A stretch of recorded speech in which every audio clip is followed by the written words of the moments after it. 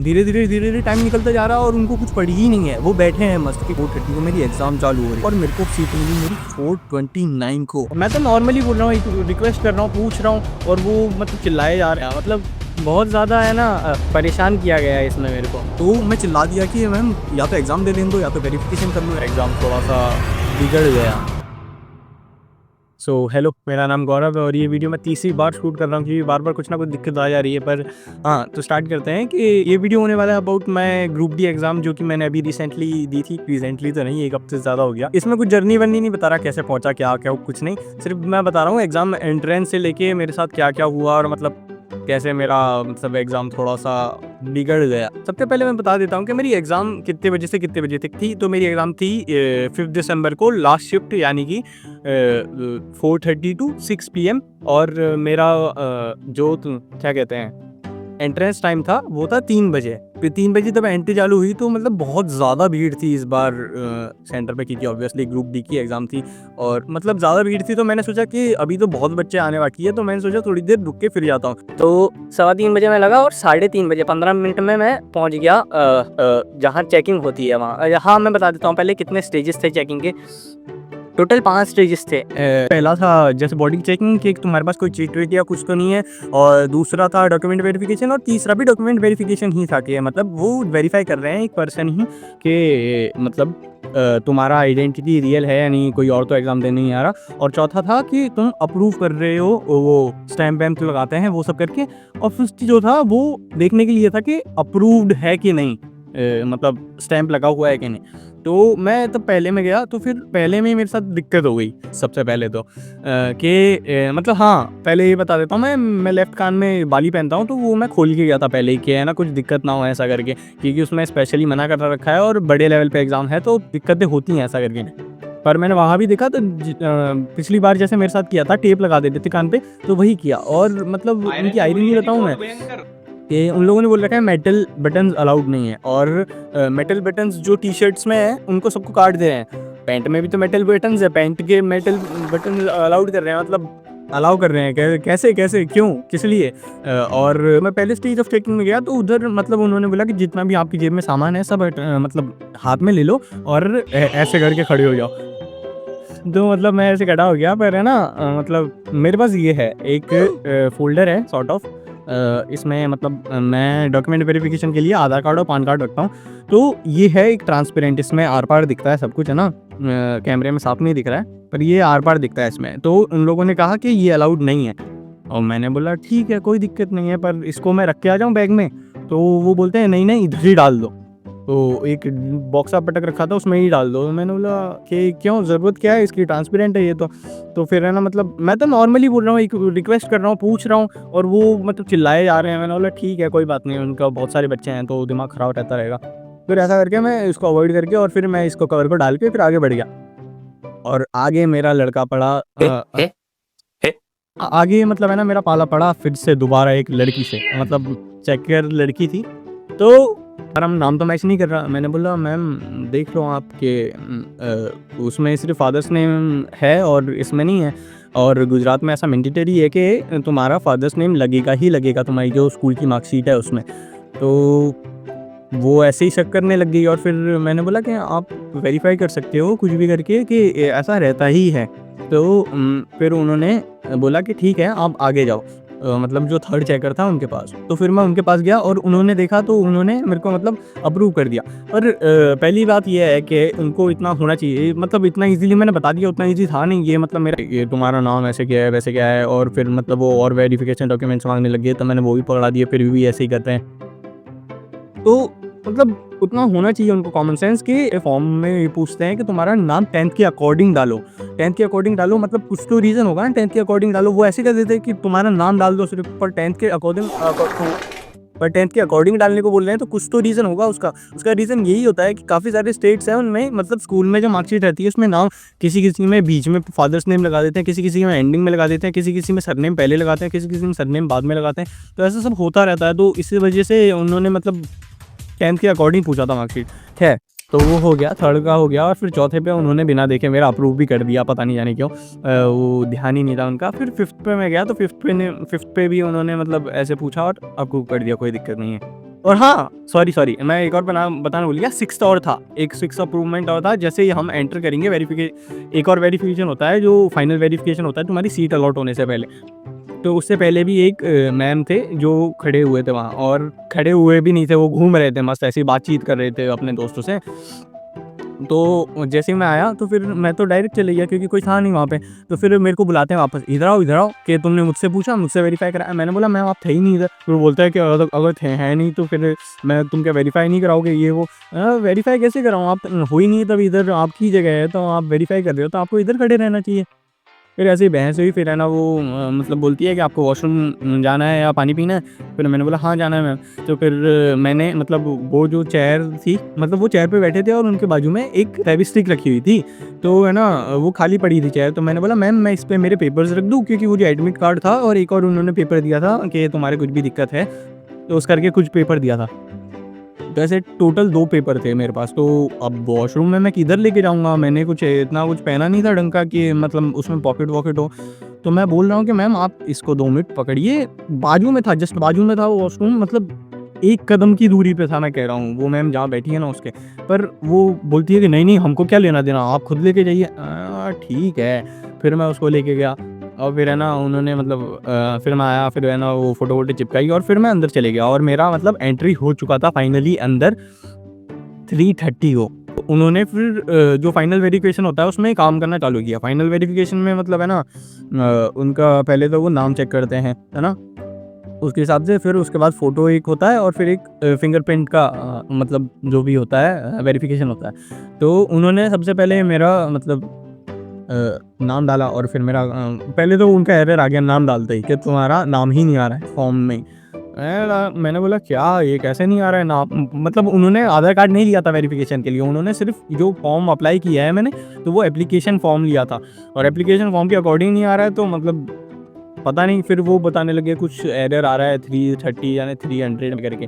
फिर मेरे को है ना मतलब जैसे है ना 3 टेबल्स लगा रखे थे, 2 इधर और 1 साइड में। ये मतलब 2 नॉर्मल है और एक उनका थोड़ा सुपरवाइज़र कह लो एक तरीके से, वो बैठा है।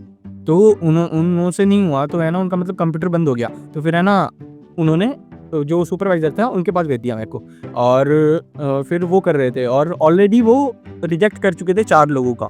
पता नहीं अब उनकी क्या दिक्कत आ रही थी।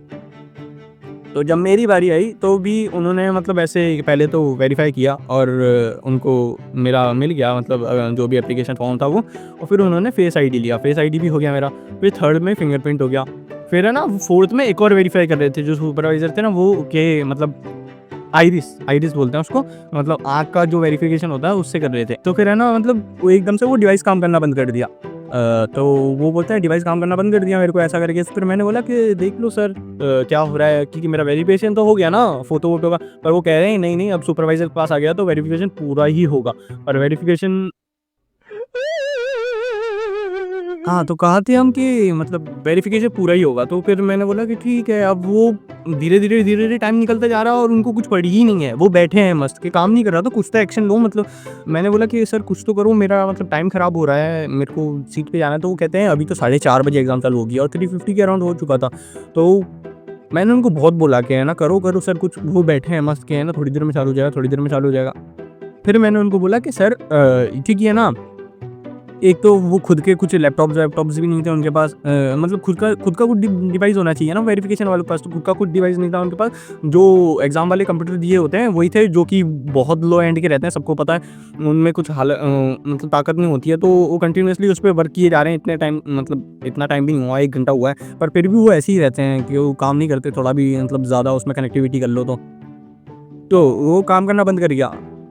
अब कंप्यूटर तो चालू हो गया 5-10 मिनट बाद, पर है ना मतलब फिर भी आइरिस का वो नहीं आ रहा, वो कनेक्ट ही नहीं हो रहा। तो मैंने उनको बोला कि सर लो एंड पीसी है, इसमें यूजुअली ऐसा होता है कि है ना तुम्हारा जो पीछे का मतलब है ना उस पे लोड ज़्यादा पड़ जाता है, जैसे पीछे ही सारे यूएसबी पोर्ट रहते हैं तो उसमें ही कनेक्ट करके रखते हैं। तो है ना मैंने बोला कि उनको कि सर आगे ही जो पोर्ट्स हैं, पीछे 4 पोर्ट्स होते हैं, आगे 4 पोर्ट्स होते हैं। तो उन्होंने ना, मैंने बोला कि है ना आप पीछे के 4 पोर्ट्स में से हटा के और 1-2 डिवाइस आगे कनेक्ट कर लो तो वो हो जाएगा।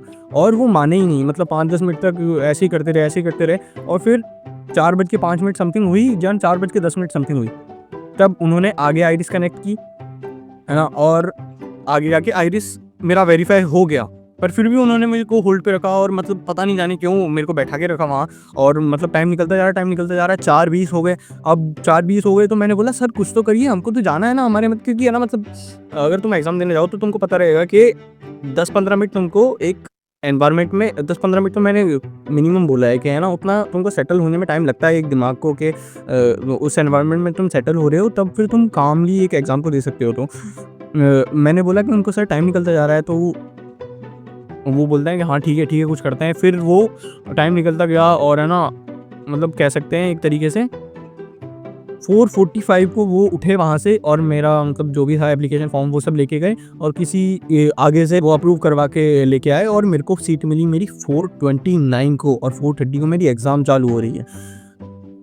सोचो 1 मिनट पहले मेरे को मिल रही है और मतलब मैं निकला हूँ वहाँ से 4:49 पे जाके बैठा हूँ और मेरे 27 सेकंड्स बाकी है मेरी आँखों के सामने और मेरा मतलब दग-दग हो रहा है क्योंकि वेरिफ़िकेशन होगा या नहीं उस टाइम पे, मतलब मैंने इतने टाइम से मेहनत कर रहा हूँ यार, ऑब्वियसली दग-दग होता है।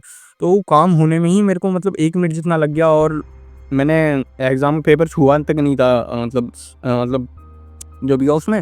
फिर पेपर चालू किया मैंने सबसे पहले उठाया मैथ्स, क्योंकि मेरे को पता था कि मैथ्स में अगर जो मेरे को आता है वो एकदम अच्छे से आता है, जो नहीं आता है वो बिल्कुल ही नहीं आता है, ऐसा था मेरा सिंपल। तो मैंने सोचा कि सबसे पहले मैथ्स कंप्लीट कर लेता हूँ और उसके हिसाब से मैं कर लूँगा, क्योंकि मेरे को मतलब था कि और सब्जेक्ट में निपटा लूँ।